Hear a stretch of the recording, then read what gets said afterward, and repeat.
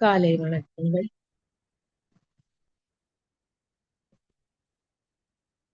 மகரிஷி அவர்களின் கவிதைகளை பார்த்து கொண்டு வருகிறோம். இன்றைக்கு ஞானமும் வாழ்வும் அப்படிங்கிற தலைப்புல கண்டவர் ஏன் விண்டதில்லை அப்படிங்கிற தலைப்புல ஒரு கவிதையை பார்க்க போறோம். கண்டவர் விண்டதில்லை, விண்டவர் கண்டதில்லை அப்படின்னுட்டு நம்ம எப்பவுமே கேள்விப்பட்டிருக்கோம். யாரெல்லாம் பார்த்தாங்களோ அவங்களால அத சொல்ல முடியல. விண்டவர் கண்டதில்லை. ஆனா அதை பத்தி சொல்லிக்கிட்டே இருக்காங்கன்னா அவங்க நிச்சயம் அதை காட்சியா பார்த்திருக்க மாட்டாங்க அப்படிங்கிற ஒரு புரிதல்ல தான் நம்ம இருக்கோம். ஆனா கண்டவர் ஏன் விண்டதில்லை? பார்த்தவங்க, உணர்ந்தவங்க ஏன் அத சொன்னதில்ல? ஒண்ணு அவங்க நான் இந்த மாதிரி இறை உணர்வு பெற்றாச்சு, இதெல்லாம் நான் காட்சியா பார்த்தேன் அப்படின்ட்டு சொன்னா நம்ப மாட்டாங்க. அது ஒண்ணு இருக்கு. இப்ப கூட நிறைய பேர்கிட்ட இப்போ மகரிஷி அவர்கள் இறை உணர்வு பெற்று எல்லாமே காட்சியா பாக்குறார். சில சமயம் நம்ம கூட பேசும்போது கூட சில கேள்விகள் கேட்கும்பொழுது கண்களை மூடிக்கிட்டு அப்படியே சுத்தவெளியோட கனெக்ட் பண்ணி அப்படியே அதை காட்சியா பார்த்து சொல்வார். ஒரு சில கவிதைகள் கூட அந்த மாதிரி உலகம் எப்படி உருண்டு போயிட்டு இருக்கு அப்படின்னு அந்த ஒரு கவிதையை கூட அவர் சொல்வார். சொல்லும் பொழுது அவர் காட்சியா பாக்குறாருங்கிறது தெரியும். எதிராக உட்கார்ந்து இருக்கிறவங்க அவர் பேச பார்த்தோம்னா அப்படி அதுல ஒரு தேஜஸ் இருக்கும், அந்த காட்சியை பாக்குறாருன்னு தெரியும். ஆனா இந்த மாதிரி மகான்கள் சொல்லும் பொழுது ஏதோ கதை சொல்றாங்க, கதை கட்டுறாங்க அப்படின்னு நினைச்சுப்பாங்க. ஆனா அவங்களுடைய மேன்மை தெரிய தெரிய தெரிய அதுக்கப்புறம் ஒத்துப்பாங்க. சில பேர் அப்படியே கூட போயிடுவாங்க. இது அவங்களுடைய சுதந்திரம், அவங்களுடைய நம்பிக்கை. அந்த மாதிரி சொல்லும் பொழுது அதை எப்படி பாக்குறாங்க அப்படிங்கறத பொறுத்து இந்த மாதிரி கருத்துக்களை எல்லாம் அவங்க சொல்றாங்க. அப்ப மகரிஷி இங்க சொல்றாரு, கண்டவர் ஏன் விண்டதில்லைன்னு அந்த ஆராய்ச்சிக்கும் போயிருக்காரு. இப்போ நம்ம பார்த்தோம்னா நிறைய மகான்கள், வள்ளலாரா இருக்கட்டும், ரமண மகரிஷியா இருக்கட்டும், இல்ல ராமகிருஷ்ண பரமஹம்சரா இருக்கட்டும், இவங்க எல்லாருமே இறை உணர்வு பெற்றவர்கள். அப்புறம் இந்த மாதிரி மகான்கள், அன்னி பெசன்ட் அம்மையார், நம்ம மகரிஷி இவங்கெல்லாம் எப்படி ஒரு அணுவும் இன்னொரு அணுவும் சேர்ந்து அங்க உருவாருதுன்னு அதெல்லாம் கூட காட்சியா பார்த்திருக்காங்க அப்படின்ட்டு சொல்வார். அதே மாதிரி அந்த கிரியா யோகத்துல இருக்கிற அவர், வெஸ்ட் பெங்கால்ல இருந்தவர், அவர் கூட அப்படிதான். அவர் இறை உணர்வு பெற்றதுக்கு அப்புறம் அவருடைய குருமார்கள் அந்த மாதிரி அணுவா அணுக்களோட கூட்டா இவர் கூட பேசிட்டு அந்த மாதிரி எல்லாம் போவாங்கன்னு ஆட்டோபயோகிராபி ஆஃப் யோகி அதுல கொடுத்திருக்காரு அவர். அப்போ அந்த மாதிரி நிறைய மகான்கள் அவங்க சொன்னா கூட, காட்சியா பார்த்து சொன்னா கூட, யாரெல்லாம் பார்த்திருக்காங்களோ இல்ல அட்லீஸ்ட் உயர்ந்த நிலைக்கு போயிருக்காங்களோ அவங்கதான் அதை ஒத்துப்பாங்க. சில பேருக்கெல்லாம் ஒண்ணு புரியாது, இல்ல புரிந்தாலும் நமக்கு அந்த காட்சி கிடைக்காதனால இவர் சொல்றதெல்லாம் உண்மையா அப்படிங்கிற ஒரு சந்தேகமும் இருக்கும். அப்படிதான் சொல்றாங்க. திருமூலர் அவர் எழுதியிருக்கார் கவிதையில, விண்டலர் அப்படிங்கிற அந்த இடத்துல எழுதியிருக்கார். விண்டலர்னா என்ன சொல்றாருன்னா அவர் அர்த்தம், விண்டு அலர் அப்படின்ட்டு சொல்றாங்க. நம்ம சொல்லுவோம், இந்த பிஸ்கெட்டை கொஞ்சம் விண்டு கொடுப்பா அப்படின்னா அதை உடைச்சு கொடுன்னு அர்த்தம். அந்த மாதிரி பிளந்து வெளிப்படும் மலர் அப்படின்ட்டு சொல்லுவாங்களாம், அதுக்கு அர்த்தம். அதே மாதிரி நமக்குள்ள யார் உள் போய் உள்ளே கடந்து போய் தன்னை உணர்கிறார்களோ அவர்கள் கண்டு கொண்டு அதுக்கப்புறம் விண்டலர் அப்படின்ட்டு சொல்றார். இதே பட்டினத்தாரும் சொல்லியிருக்கார். கொண்டவர்கள் கொண்டதெல்லாம் கொள்ளாதார் கொள்ளுவரோ, விண்டவர்கள் கண்டவரோ, கண்டவர்கள் விண்டவரோ அப்படின்ட்டு அவரும் சொல்றார். அகவும் புறமுமாய் ஒன்னா இருக்கிற ஆத்மனை கண்டு தரிசிக்கும் பேறு பெற்றவர்களே இந்த மாதிரி எல்லாம் அவங்க சொல்லுவாங்க. தனக்குள்ள யார் ஆத்மனை உணர்ந்திருக்காங்களோ அவங்க சொல்லுவாங்க. ஆனா அவங்க சொல்றது நிஜமோ இல்ல பொய்யான்னு சாதாரண மனிதர்கள் ஜட்ஜ் பண்றதுதான் வேற வேற மாதிரி இருக்கும். தாயுமானவர் அவர் சொல்றார். அவரும் அதே மாதிரி சொல்றார். கண்டவர் விண்டிலர் விண்டவர் கண்டிலர் அப்படின்னா என்னன்னா சில பேரு தான் அந்த மாதிரி காட்சியா பார்த்து இறை உணர்வு பெற்றதுக்கு அப்புறம் தகுதி உடையவங்களுக்கு தான் அதை சொல்லுவாங்க அப்படின்ட்டு சொல்றார். கண்டவர் விண்டிலர் விண்டவர் கண்டிலர் அப்படின்னா தெரிஞ்சா கூட சில விஷயங்களை சில பேர்த்து தான் சொல்லுவாங்க. அதுக்கு அவங்க தகுதி உடையவங்களா இருக்கணும் அப்படின்னு. இதே நிகழ்ச்சி ஒரு இடத்துல இருக்கு. ராமகிருஷ்ண பரமஹம்சர் கிட்ட விவேகானந்தர் கேக்குறார். இந்த மாதிரி இறை உணர்வு அப்படிங்கிறது என்னன்னா, நான் அதை உனக்கு உணர்த்துவேன். ஆனா உன்னால தாங்க முடியாது அப்படிங்கிறார். இல்ல இல்ல என்னால முடியுங்கிறார். அப்போ இவர் கொடுக்கிறார். அந்த ஒரு செகண்ட அதை அந்த இறை உணர்வு பெற நிலையை கொடுக்கிறார். விவேகானந்தர்னால தாங்க முடியல. சுத்தி இருக்கிறதெல்லாம் தெரியுது, எல்லாம் தெரியுது, தாங்க முடியல. அப்போ யாருக்கு அது முடியுமோ அப்படிதான் இறைநிலை அதை கொடுக்குது. குருமார்களுக்கும் யாருக்கு கொடுக்கணும்னு இருக்கோ அதுதான் அவங்க கொடுப்பாங்க அப்படின்ட்டு சொல்லுவாங்க. அதனால எல்லா மகான்களும் அதை கண்டு கொண்டாலும் எல்லாருமே யாராருக்கு என்னென்ன மாதிரி சொல்லணுமோ அப்படிதான் அவங்க சொல்லியிருக்காங்க அப்படின்னு சொல்றாங்க. இப்போ இவர் சொல்றாரு, வள்ளலார் சொல்றார். அருட்பெருஞ்சோதி அந்த இதுல சொல்லும் பொழுது அவர் என்ன சொல்றாருன்னா,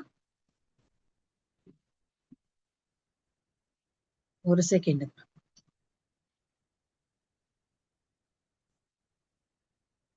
இறைவன் கண்டேன் அருட்பெருஞ்சோதியை கண்களில் கண்டு களி கொண்டேன் அப்படின்னு சொல்லிட்டு, இறைவா நீ எனது அருளாலே என்னை கண்டு கொண்டேன், எனக்குள் உன்னை கண்ட பின் இருவரும் ஒன்றாக உறைவது கண்டு அதிசயித்தேன் அப்படின்ட்டு சொல்றார். அப்போ அந்த மாதிரி ஒரு நிலைக்கு போகும்பொழுது அவங்களால அதை எக்ஸ்பிரஸ் பண்ணி கூட சொல்ல முடியாத அளவுக்கு அவங்க அந்த ஒரு எக்ஸ்டசி பேரின்ப நிலையில இருக்காங்க.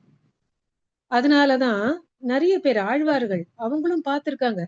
ஆனா கூட அவங்களுக்கு அத சொன்னா நம்புவாங்களா மாட்டாங்களாங்கிறங்க அந்த உலகத்துல இருக்கிற மக்களோட நிலையை புரிந்து கொண்டு தனக்குள்ளேயே வச்சுக்கிறவங்களும் இருந்திருக்காங்க. சில பேர் சொல்லவும் சொல்லியிருக்காங்க. அப்படி சொன்னா கூட சில பேர் பைத்தியம் அப்படின்னு அந்த மாதிரி ஒரு பட்டமும் கட்டியிருக்காங்க.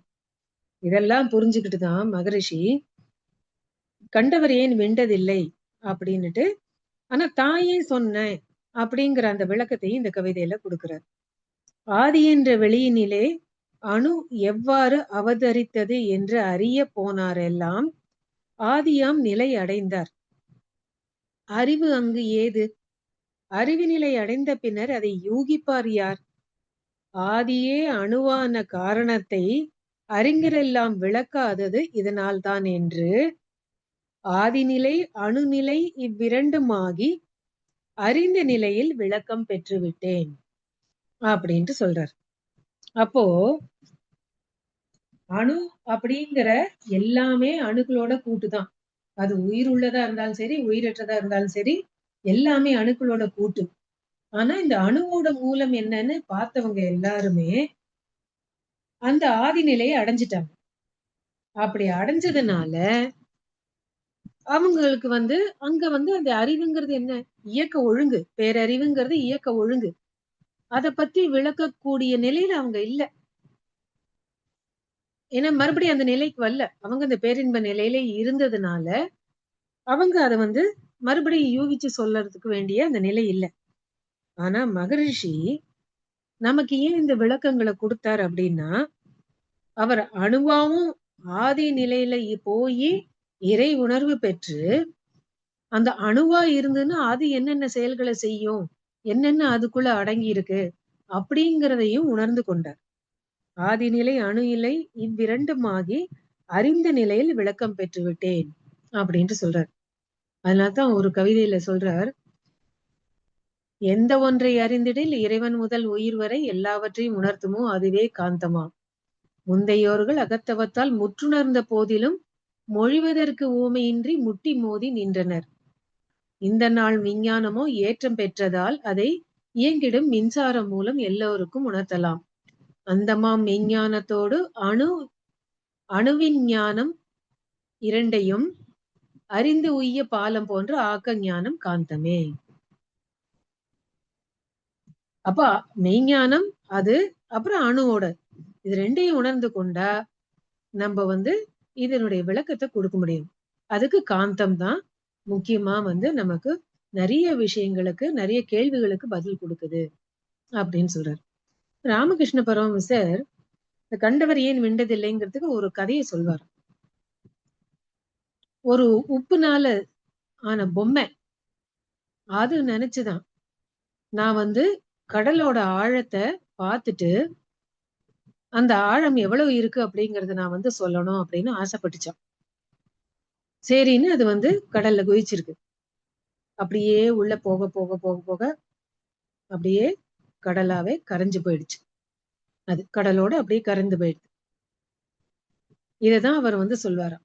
அந்த மாதிரி நாம் இறை உணர்வு பெறணும். அந்த இறைநிலைனா என்ன, சுத்தவெளினா என்ன அப்படின்னு அதை ஆராய்ச்சி செஞ்சு போக போக போக அந்த பேரின்ப நிலையை அடைந்ததுக்கு அப்புறம் அதோடய ஐக்கியமாகி அப்படியே இருக்கிற இதுல இருக்கும் பொழுது இத எடுத்து சொல்லக்கூடிய அந்த ஒரு நிலைக்கே அவங்களால திரும்பி வர முடியாம இருந்திருக்கு. இல்ல சொன்னாலும் யாருக்கு சொல்லணும், எப்படி சொல்லணுங்கிறத அதை உணர்ந்துகிட்டு அப்படிதான் சொல்லியிருக்காங்க. எல்லாருக்கும் சொன்னதில்லை.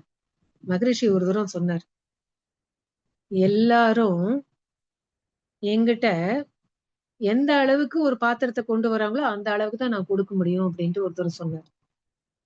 அப்போ நமக்கு நிறைய விஷயங்கள் அவர்கிட்ட இருந்து தெரியணும் அப்படிங்கிற நோக்கத்தோட போனாதான் அவர் அதுக்கேத்த பதில கொடுப்பார்.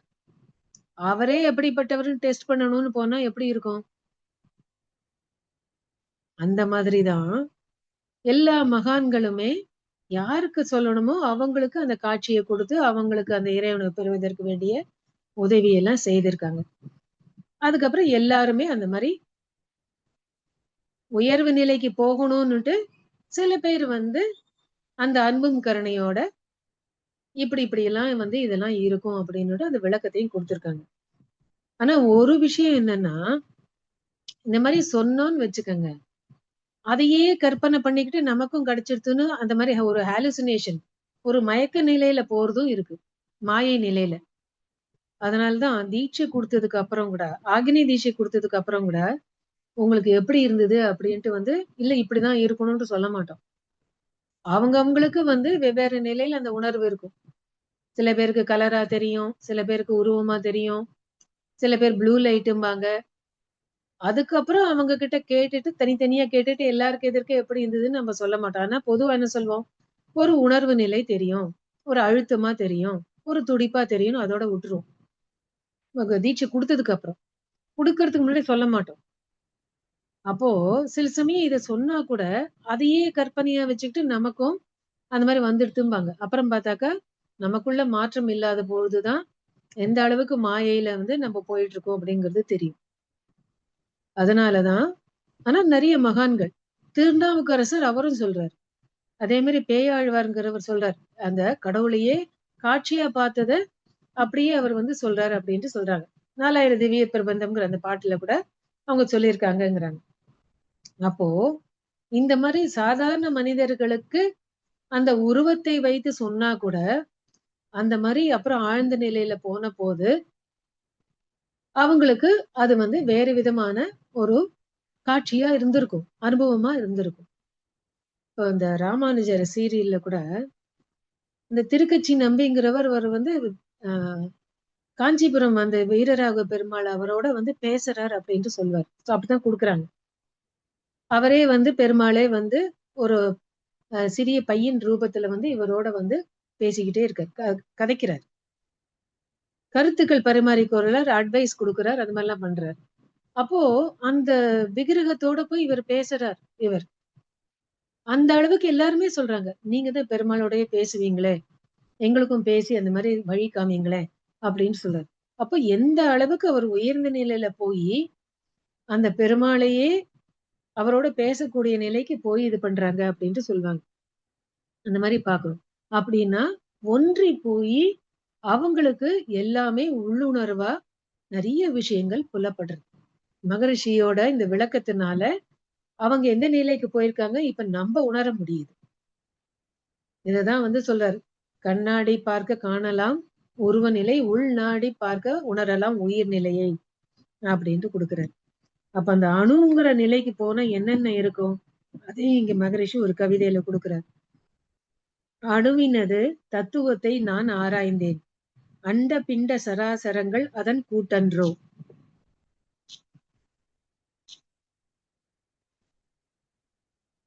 அணுவினிலே சூடுண்டு, குளிரும் உண்டு, அதனுள்ளே காந்தம் என்ற உயிரும் உண்டு. அணுவினிலே இருளுண்டு, ஒளியும் உண்டு, அசைவுண்டு, எழுச்சி கவர்ச்சிகளும் உண்டு. அணுவினிலே அண்ட பிண்டம் அனைத்தும் உண்டு, ஆலமரம் அதன் வித்தில் உள்ளார் போல். என்ன சிம்பிளான ஒரு உதாரணத்தை சொல்லிட்டார் பாருங்க. வித்துல ஆலமரத்தோட விதையில அந்த ஆலமரம் எப்படி எப்படி வளரணும், எவ்வளவு வருஷத்துக்கு வளரணும்னு அத்தனையும் அதுல அடங்கி இருக்கோ, அதே மாதிரி இந்த அணுல அத்தனையும் அடங்கி இருக்கு. சூடு இருக்கு, குளிர் இருக்கு, அதுல உயிரும் இருக்கு, காந்தம் என்ற உயிர் இருக்கு, அதுலதான் ஒளி இருக்கு, இருள் இருக்கு, எல்லாமே இருக்கு அப்படின்ட்டு கொடுக்குறாரு. அப்போ நம்மளுக்கு இந்த பிரம்மஞான பயிற்சியில மகரிஷி அவர்கள் எல்லா விளக்கங்களும் கொடுத்து நமக்கு அதை வந்து விளக்கி இருக்காரு. அதனாலதான் ஆதிநிலை அணுநிலை இவ்விரண்டுமாகி அறிந்த நிலையில் விளக்கம் பெற்று விட்டேன் அப்படின்ட்டு கொடுக்கிறார். அப்ப இந்த அணுக்குள்ள எல்லாம் இருக்கு அப்படிங்கிறத உணர்ந்து இருக்காரு. அப்புறம் அந்த அணுவை தாண்டி அணுவோட மூலம் என்ன அப்படிங்கிறதுக்கும் அவர் சொல்றார், அணுவுக்கு அப்பால் பாழ் அப்படின்னு அதையும் கொடுக்கிறார்.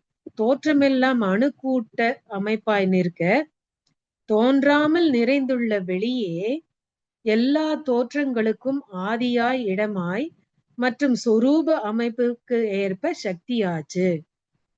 தோற்றங்களை கடந்து அறிவை ஒன்றி சுயநிலையை அறிந்தேன், அங்கு ஒருவனானேன். தோற்றாத சூனியத்தில் அணு எவ்வாறு தோன்றியது என்று அறிய நின்றேன், பாழாய் விட்டேன் அப்படிங்கிறார். அப்போ அணுவோட செயல்பாடு என்னன்னு அதையும் ஆராய்ச்சிக்கு போய் இத்தனை விஷயங்களையும் கொடுத்து இந்த அணுவோட மூலம் வந்து அது என்னன்னு போய் அதுவாவே மாறி அந்த இறையுணர்வு பெற்ற அந்த அந்த நிகழ்ச்சிய ஒரு கவிதையில என்ன அழகா நமக்கு கொடுத்திருக்காரு பாருங்க. அப்ப கண்டவர் வெண்டதில்லை அப்படின்னு ஏன் வெண்டதில்லைன்னு கேள்வி கொடுத்திருக்காரே தவிர, அதுக்கு விளக்கங்கள் கொடுத்திருக்காரே தவிர, ஆனா மகரிஷி அதையும் தாண்டி நமக்கு எப்படி அந்த சுத்த வெளிங்கிறது இருக்கும் அப்படிங்கறதையும் நமக்கு அந்தந்த காலத்துக்கு ஏத்த மாதிரி மகான்கள் அவங்க சில விளக்கங்களை கொடுக்குறாங்க. அதே மாதிரி இந்த காலத்துக்கு ஏத்த மாதிரி அதையும் ரகசியமா வச்சுக்கணும்னு தோணாம அவர் அதுக்கு வேண்டிய விளக்கங்களையும் கொடுத்திருக்காரு. ஆனா உபநிஷத்துல அந்த காலத்திலேயே அவங்க எல்லாம் கொடுத்திருக்காங்க, சான்ஸ்கிரிட்ல ஸ்லோகங்களா கொடுத்திருக்காங்க. அச்சிந்தைய அவ்வியக்த நிரூபாய ரூபாய குணாத்மனே சமஸ்த ஜெகத் ஆதார மூர்த்தியே பிரம்மனே நமக அப்படின்ட்டு எல்லாம் கொடுத்திருக்காங்க. ஆனா அதுக்கு விளக்கங்கள் தெரியல. ஆனா மகரிஷி அவர்கள் அந்த சுத்த வெளியோட தன்மை தரம், அதுல என்னென்ன செயல்பாடுகள் இருக்கு, எப்படி இப்படி அது செயல்படுது அப்படின்னு எல்லாத்தையுமே அவர் வந்து எதுவும் மறைக்காம நமக்கு கொடுத்திருக்காரு. இப்போ நமக்கு விளக்கம் தெரிஞ்சாச்சு, ஆனா அதை காணணும். அவர் கண்டு அத விண்டுட்டார், நம்ம இப்ப விண்டுன்னு இருக்கோம், ஆனா அதை வந்து காணணும். இதுதான் நமக்கு இப்ப மகரிஷி கொடுத்திருக்கார். அதுக்கு வேண்டிய பயிற்சிகளையும் நமக்கு கொடுத்திருக்காரு. உடற்பயிற்சி, காயக்கல்ப பயிற்சி, தவங்கள், தற்சோதனை பயிற்சிகள் எல்லாம் குடுத்திருக்காங்க. அதுக்கப்புறம் தவத்தின் மூலமாக நம்மளுடைய உயிரை உணர்வதற்கு வேண்டிய பயிற்சிய குடுத்து, இந்த உயிரின் மூலமான பரத்தை உணர்வதற்கு வேண்டிய தவங்களையும் குடுத்து, ஆனா அந்த தவங்கள்ல உயர்ந்த நிலைக்கு போகணும்னா, அதுக்கு அகத்தாய்வு செய்தா தான் முடியும். அப்படின்னு எல்லா விளக்கங்களையும் நமக்கு மகரிஷி அவங்க குடுத்திருக்காங்க. அனைவருக்கும் நன்றி. வாழ்க.